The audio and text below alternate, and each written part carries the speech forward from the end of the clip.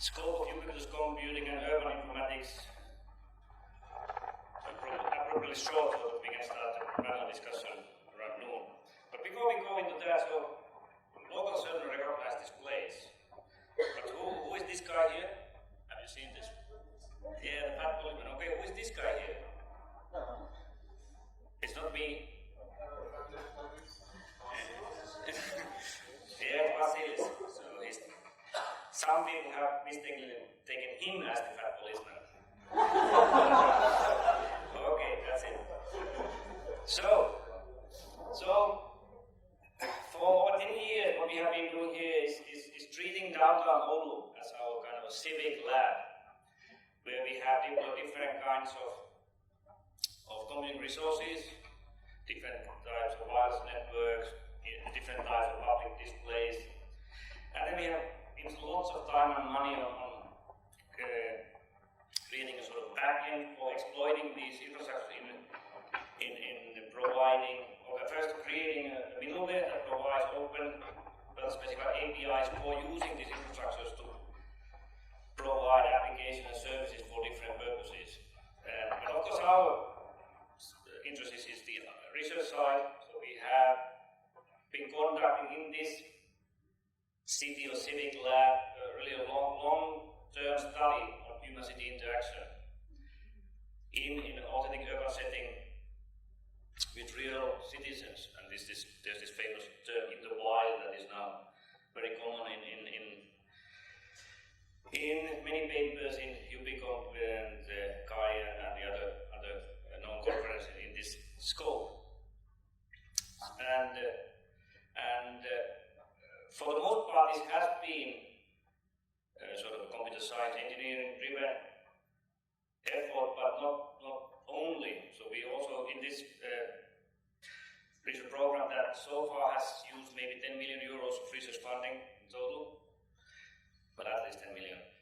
And so there have been also researchers with backgrounds in urban planning or architecture, economics, art and design, anthropology. And now, today I'm just sampling latest results that have been published since the previous state report a year ago. And I want to emphasize here that I'm here speaking on behalf of a large number of professors, PIs, researchers. Here it goes. So select one particular infrastructure that we have been working a lot since 2009 are these so-called UBI hotspots. So basically a network of interactive public displays at pivotal indoor-outdoor locations around the city. 18 of them. And these have been a very interesting ride since 2009, both in good and bad. So some things have gone horribly wrong, some things have succeeded. So I'm here just showing a couple of recently published contributions. So this is the research of Dr. Timo Ojala in Professor Kostakos' group.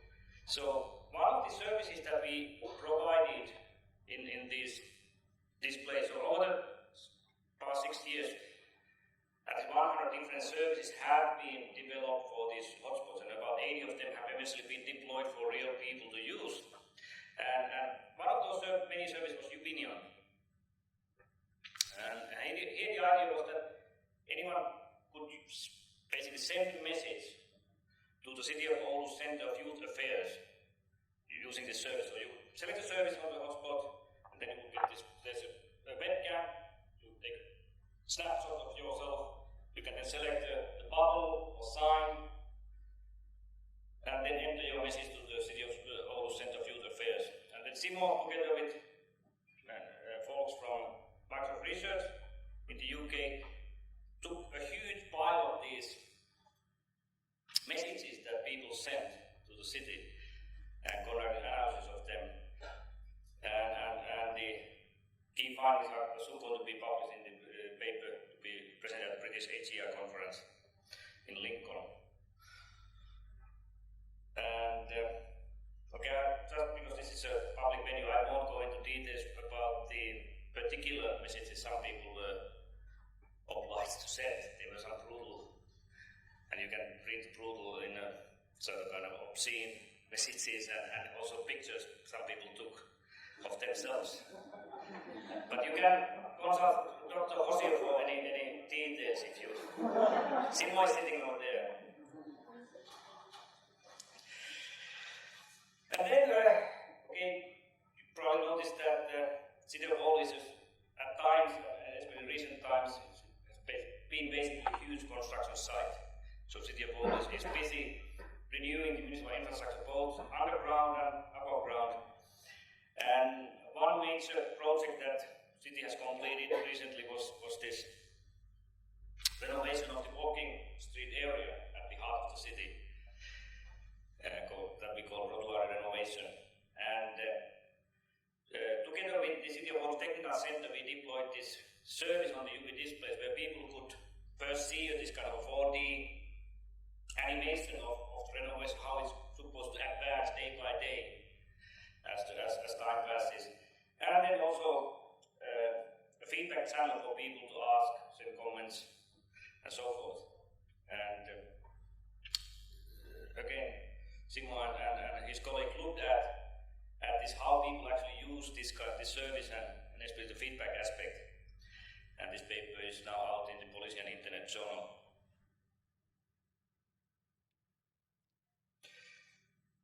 And then, sticking to the theme of situated crowdsourcing, so this is the work of Jorge Gonçalves in Professor Kostakos group. And he has been studying how we could use these kind of situated technologies or inputs like public displays or small tablets with small screens, placed in different locations, public locations, to conduct crowdsourcing of people using these inputs to do some tasks. And what Jorge has been looking at here is how this kind of situated crowdsourcing compares to online crowdsourcing, like the one in Amazon Mechanical Turk as an example. And it's interesting that based on Jorge's research, it seems that you can actually get comparable quality in terms of the crowdsourcing performance compared to, say, Amazon Mechanical Turk. And of course, what's here the interesting aspect is this sort of a located or situated nature of this kind of a crowdsourcing interface. But for further details, I refer to these nice papers that Jorge has recently published in the well-known conferences, and Jorge is hoping to, not hoping, but will defend his PhD in mid-August, and of course hoping to graduate. But of course the opponent, Roger Smith, might have a say on that. Then let's move over to urban sensing. So let's start on the mobile side. So this is the research of Dr. Denzel Ferreira, also in the audience, and will be serving as a TA in Dr. Christensen's workshop. So this is the main result of his PhD research, is AWARE framework for mobile context instrumentation, open source, publicly available at that website. So here the idea is that if you manage, or if you give this sort of client to your research participants, then you can collect really rich data for your research purposes. And this graph here shows the number of daily or unique daily study participants that are using this AWARE framework on their Android phones when they're participating in their different research organizations or company studies. And then about urban sensing in our city lab or civic lab. So now we have multiple data sources so that creates digital traces when people do things. So City of Oulu has in every junction that has traffic lights, these traffic loop sensors, so we have access to that data. And then we have these two wireless and panel Bluetooth network and panel Wi-Fi network around the city, and that also generate logs. So every time your Wi-Fi device connects to Panolu, there's an entry in the log this data from different perspectives, from the perspective of traffic analysis, sort of cross-correlating traffic loop sensor data with the panel Bluetooth data, and then cross-correlating the Bluetooth and Wi-Fi data for analyzing the mobility of devices. Again, I refer to these papers for any further details that you might want to look at. And then the latest infrastructure that we have been busy and building, and that Timo Ojala also referred to in his presentation, is this virtual Oulu. So this collaborative 3D virtual model of downtown Oulu that we have been building. So here the idea is that most cities, certain big cities today provide these automatically generated 3D virtual models of the cities, generated from the PIN data that they have, building information data, showing the sort of, and with that way you can automatically generate this sort of a rough 3D models. What we have been doing here is to have a much higher level of detail in these models, and these basically have been done manually, these models. And of course the problem here is that the moment you create a model like this, it's already outdated. So that's a big challenge for any city that wishes to provide 3D virtual model that has open data for the purpose of for deploying or developing new apps and services.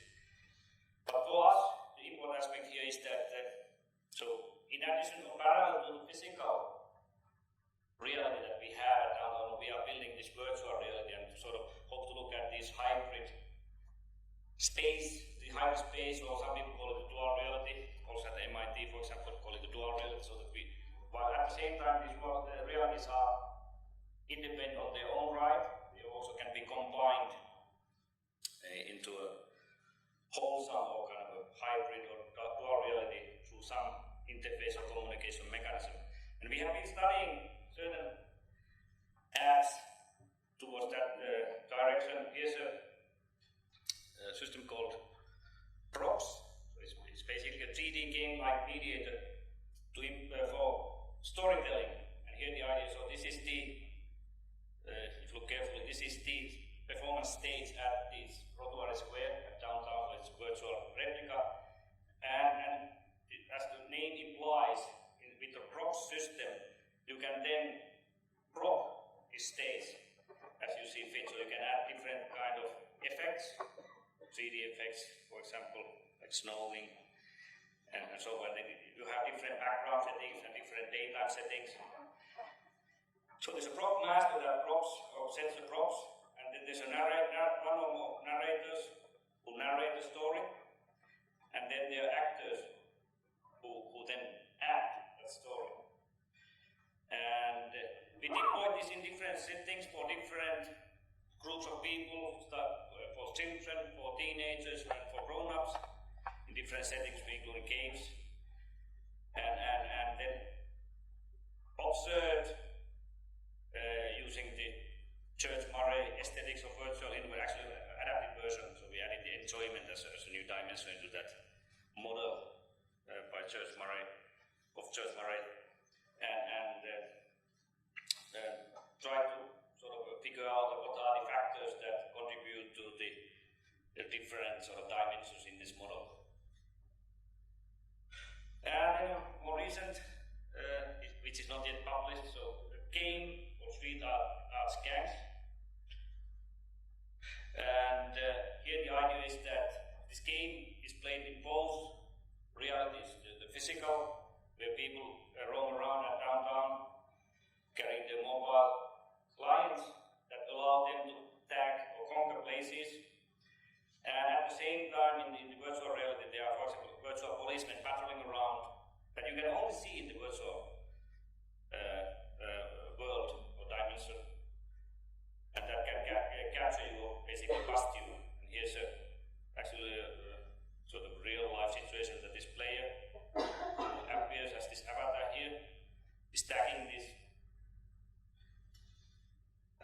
monument at Rotuary Square, but gets busted by this virtual policeman patrolling around in the virtual model. So again, here we were exploring how especially this virtual dimension contributes to the gameplay and so far run 2 different tournaments with this game. And then more on the methodological side, so this is a brief summary of a paper that we had Kai this year recently. So we have been, just to keep long story short, so we have been sort of adapting the well-known classical cultural approach to a little bit in a different direction of actually from inspiring design towards evaluating certain design artifacts. And then we label this the evaluation probe. And here's an example of one of the probes, so it's kind of a storybook that the study participants then were supposed to fill in during the study. And here's an example of a haiku that one participant wrote in her notebook. Come on. So sensitive that I have to stay away. So, and then so far we have been systematically developed this approach over 3 different studies. So the first one was related to UBI hotspots. Then we had a study at the local clothing store in the ladies' department, exploring how different kind of lighting setups influenced the behavior of customers in that particular segment of the department store. And then, so having worked in this space for quite some time and also more recently involving a much more multidisciplinary research team as a whole, so we have been sort of reflecting on what we have been ourselves doing and what we have learned of doing or conducting this kind of in the wild research over the years. And sort of we have been promoting this approach that we transdisciplinary approach, so that instead of doing something in the world towards more embodied being in the world type of direction in terms of doing urban computing and so deploying these kind of infrastructure services in urban places. And Dr. Kukka is also, this is the co-chair of the organizing committee of this whole event, so he'll be happy to share more insight into this work during the week. Alright, so that's a very brief summary of selected pieces what we have been doing over the past year since, or publishing over the past year since the previous seminar.